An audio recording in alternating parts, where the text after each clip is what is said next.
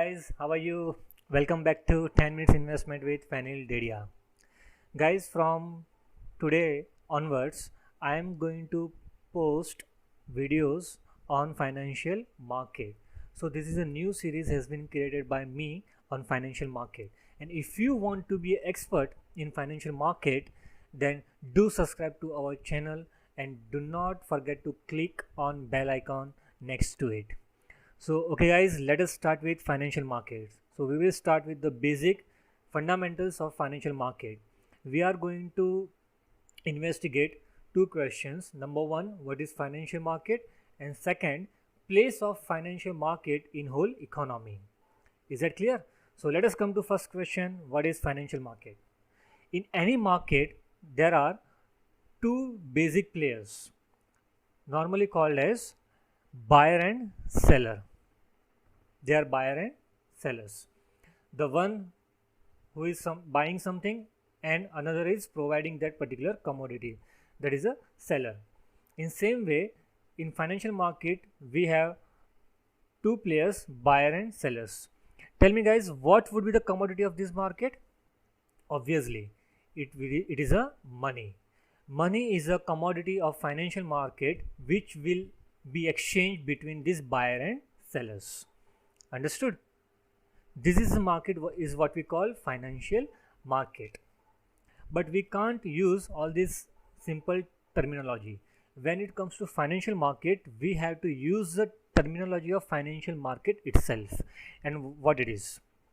It is borrower and lender.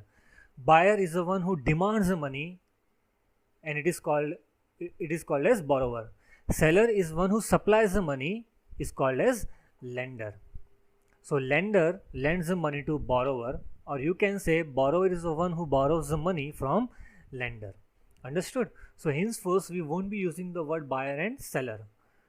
We have to use the terminology of borrower and lender. I hope these things are clear to you. Now let us see how the transaction takes place. Lender lends money to borrower, or you can say borrower is borrowing money from lender. Okay. So where is the exchange? In exchange, borrower gives a note to lender that so and so person has lent me so and so much of money and for so and so much terms and conditions, and so date I have to return the money back to lenders. So this note is a proof with a lender that he has lent money to this particular borrower. On the date of expiry or maturity, lender will show this note to borrower and get his money back.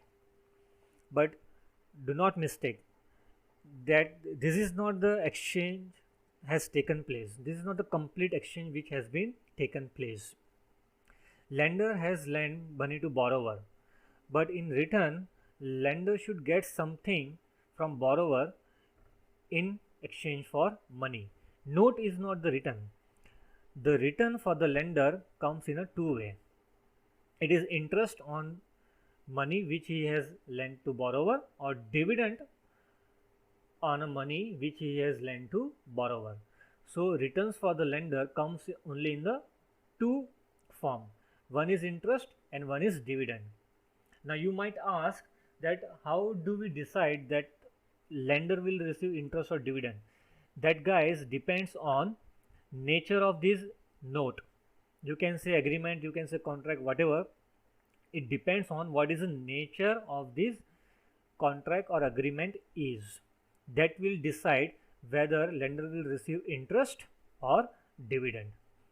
Now there can be two nature of this particular contract. It is debt or equity. If this note is in nature of debt, lender will receive interest. If this note is in nature of equity, lender will receive dividend. Is that clear now? If it is a debt security, lender will get interest, and if this is a equity security, lender will get dividend. So now the things are clear that in financial market, exchange take place through this note. This is what we call financial security, which could be either debt or equity, right? And in return for his money, lender will receive interest or dividend. Only two possibilities are there. Is that clear? So this is what happens in a financial market. That lender lends money to borrower.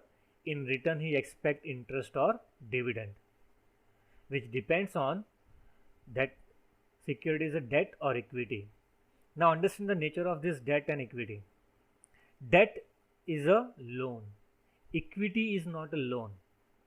So when lender is lending money to borrower in form of a debt, he is giving loan to borrower. But if lender is lending money to borrower in the form of equity, he becomes a part owner of the business of the borrower. Say for example, he will become a shareholder of the borrower's company. Clear? That's how the financial securities, nature of financial securities divided, which can be either debt or it could be equity. Okay? Yeah. Let us move forward. Come to second question. What is the place of financial market in economy? So in front of you, you can see, guys, this is a simple two-sector circular flow of income. Everybody knows this. With this help, I will show you importance of financial market in an economy. Pay attention. Household is the one who provide factors of production to firm. Firm use all these factors of production to produce goods and services which are consumed by household. Okay. When household provides all these factors of production to firm, in exchange or in return, they get a payment, which is the income of household. This income is spent by household on consumption of goods and services provided by firm. So that's how the money comes back to firm. Is that clear? Now, it is not that simple. In economics, all of you know this basic equation. Y is equal to C plus S. What does it mean? Y means income, which is equal to what? C. C for consumption plus S for saving. So whenever you earn something, you do not spend all your money on consumption. You spend part of the money on consumption and remaining is saved for future contingencies. That's how you divide your income. So when household get 100 rupees income, they do not spend all their income on consumption. Say for example, 80 rupees has been paid, but 20 rupees has been saved. This is what we call leakage. Leakage from circular flow of income. Instead of 100, 20 rupees is out of circular flow of income and 80 rupees has only come back to flow. So this saving is called leakage from circular flow of income. Now our task is how to get back this 20 rupees back into circular flow of income. This 20 rupees leakage in the form of saving comes back into circular flow of income via financial market.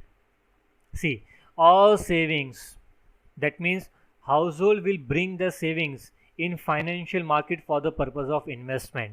That money will be borrowed by this firm in the form of investment, and that's how this 20 rupees has come back to firm. So 80 rupees has come back to firm in the form of consumption and 20 rupees has come back to firm in the form of investment. That's how circular flow of income completes. So this financial sector or financial market helps to bring back this leakage of saving back into circular flow of income. So this is called leakage, and this investment back to firm is called injection. That money has been infused once again back into financial system. Is that clear? So this explains the importance of financial sector in economy. See this equation. 100 is equal to 80 plus 20. If you have found this video informative, then hit the like button. In comment section, let me know what you like, what you didn't like. We will continue our journey of financial market in next lecture. Until then, Jai Hind, Jai Maharashtra.